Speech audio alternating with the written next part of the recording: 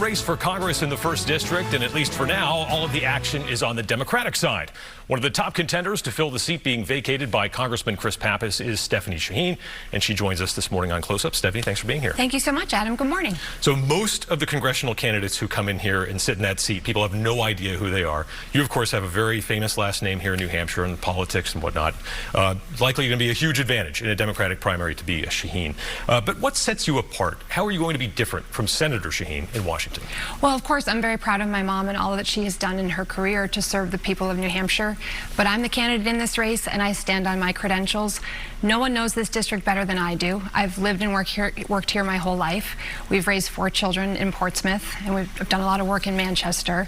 I built a small business here. I've served on my city council. I served as chair of our police commission in Portsmouth. And I think that experience and my background and my knowledge of the district will set me apart. Your family ended up in the news this last week. Your dad, Billy Shaheen, it was reported that he ended up on a TSA watch list about 2 years ago because he was traveling with an attorney who was identified by DHS as a, quote, known suspected terrorist. Your dad has come out and said this is ridiculous. That attorney has also come out and said she's an upstanding citizen, never charged with anything, never committed any wrongdoing. The administration has suggested that Senator Shaheen contacted DHS and that resulted in his removal from this Quiet Skies program. You know, you're close to your parents. When this was happening to him, what was the conversation?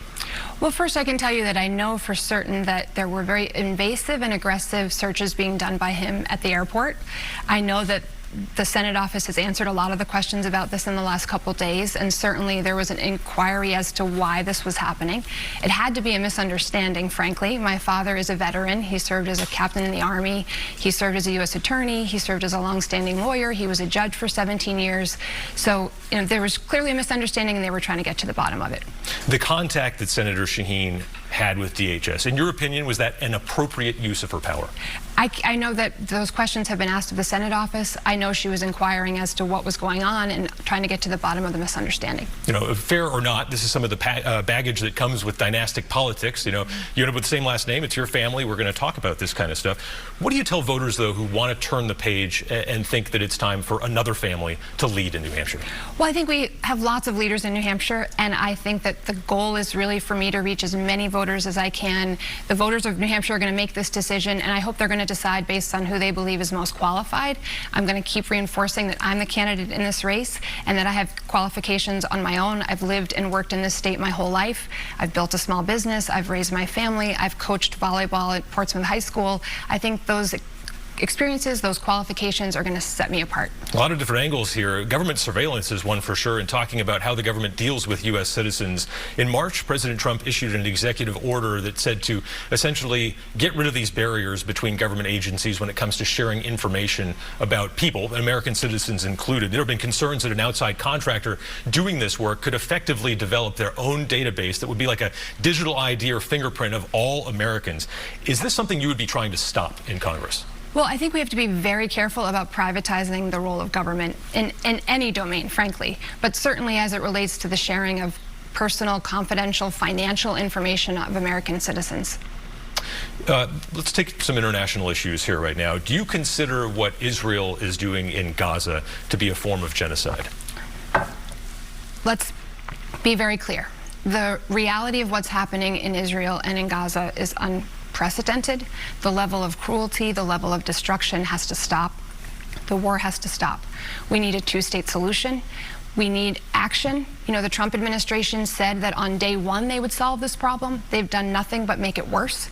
They haven't provided the level of leadership and attention to this issue to address it directly. And as a result, we still have hostages who are being held, and we have innocent civilians in Gaza being killed, and it needs to stop. Is Israel committing a genocide? I think Israel needs, they are our democratic leader in that region of the world. We need very much to be working together to address a two-state solution, and we need to end this cruelty and end this war. We see anti-Semitism as a growing problem, not just globally, it's domestic, and it's certainly kind of intertwining in politics and the online world in dangerous ways. You know, as a leader, if you have a staffer who begins espousing certain anti-Israel viewpoints, maybe they're protesting, they're wearing the keffiyeh, they're saying things about that Israel doesn't have a right to exist, that it's an occupying power, is that someone who can work for you? Look, the fact is, we've seen a rise in hate speech and a rise in hate crimes across the country, and we've certainly seen them in New Hampshire. You know, Portsmouth is no exception. We've seen hate crimes in Portsmouth very recently. There's no role for that in this country, and unfortunately, it's been unleashed in the last few years, and it has to stop. I think the reality is, when we get elected to serve, it's to serve all people, and we need to be able to listen to all people, and that's what I'm committed to doing. But if someone is very sympathetic to, say, like Hamas, if they're not going to say, like, these are the bad guys, can they work for you? No, I mean, we can't have people who are sympathizers of terrorists. Of course not. You know, when Democrats held power under President Trump the last time, 2019 to 2021, they impeached him twice. And their cases were made. It all went to the Senate. It didn't work. In the end, politically, it ended up making President Trump much more powerful. If you're in Congress, and of course this is a big hypothetical, but it's happened twice already, do you think it'd be a mistake to go down that road again of trying to impeach the president?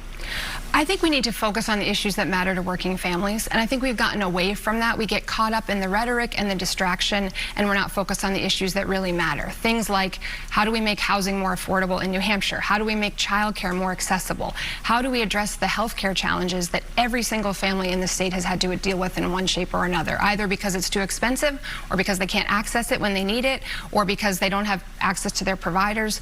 So I think we need to stay focused on that, and that's what I'm committed to doing. What is something you're going to do to lower the cost of housing? This is the #1 issue for voters in New Hampshire. Yes, well, as you know, Adam, my husband is the executive director of the Public Housing Authority in Portsmouth. He's been able to actually add new permanently affordable workforce housing in Portsmouth, and I've seen how he's done that firsthand. The reality is we need to address some of the challenging zoning issues that make it very difficult to get these projects approved, and we need financing instruments that make it possible to in a market like Portsmouth or anywhere in the state now, given the price of land and housing, make it accessible for people to actually develop these projects. There's another issue that may not be as up there with housing. It generates a lot of discussion, though. Trans athletes in sports. You've been trying to take a nuanced position on this. You're a former volleyball coach, as you noted, so you've been a lot closer to the idea of competition and fairness than I think a lot of elected officials who are making these decisions are. You're saying, though, that these players should be allowed in on a case-by-case basis. Explain what you mean there. What is a case in which a trans athlete should not be allowed to play with girls? So, look, sports have been a huge part of my life, my whole life. I first played Little League in Madbury. I played Oyster River Youth Association basketball when I was in elementary school. I was the captain of my high school basketball team and my volleyball team. I played volleyball in college, and I coached volleyball, both at Oyster River and at Portsmouth High School. I believe fundamentally sports need to be safe and they need to be fair. They are a huge part of so many people's lives, and we need to ensure safety and fairness in sport, absolutely. The fact is, for the handful of cases where trans athletes are seeking to compete, I don't think it's necessary to have a one-size-fits-all federal law. I think we can trust coaches and teachers and families and school districts to make these decisions. But what kind of situation would a case-by-case basis, what would be the situation in which someone is not allowed to play? I mean, again, I think that depends. As we look at the NCAA, we see that there are requirements in order for them to approve whether athletes can compete. We can look at these situations, again, on a case-by-case basis and see, is this appropriate? Is it acceptable? It would depend on the sport. It would depend on the athlete. And I think we can trust coaches and schools to make those decisions. As having been a coach, you know the agony there of having too many players and maybe having to cut somebody. You know, so much attention is focused on this issue on, say, that dominant athlete who's winning the medal, taking first place, somehow, you know, allegedly supplanting a girl. But what about that case in which maybe the athlete is marginal, but they're still superior to some of the girls on the team, and that 12th or 13th girl loses a spot on the team because a trans athlete wants to play? Is that fair? I think ultimately we need to ensure fairness and safety in sport. And I think, you know, I had to make very difficult decisions as a coach. We had to make cuts. It's hard. And one of the things I've always been a proponent of is there should be more teams. There should be club teams. There should be, you know, other JV teams or first-year teams for players so that we provide more opportunity. I think one of the challenges, honestly, in youth sport is the professionalization of youth sport. It makes it inaccessible to so many families because you have kids who are paying to play in their off seasons, and they become more and more competitive, and then it blocks out a lot of kids. So my view is more opportunity and more accessible, more teams, better for all kids. Let's talk about energy policy briefly here. You know, a lot of constituents in the 1st Congressional District heat their homes with natural gas. Fossil fuels obviously have become a little bit anathema to Democrats. Would you be willing, though, to have a new pipeline come into New Hampshire to deliver more supply and bring costs down? Ultimately, I think electricity and energy costs are way too high in New Hampshire, and we have to keep all options on the table. I'd need to better understand where the pipeline would be coming from, what kind of disruption it would cause, but I think we need to be open to options that are going to help both address climate challenges and energy costs. Would you be trying to bring back offshore wind? Obviously, the Trump administration has hit the pause button on that in a huge way.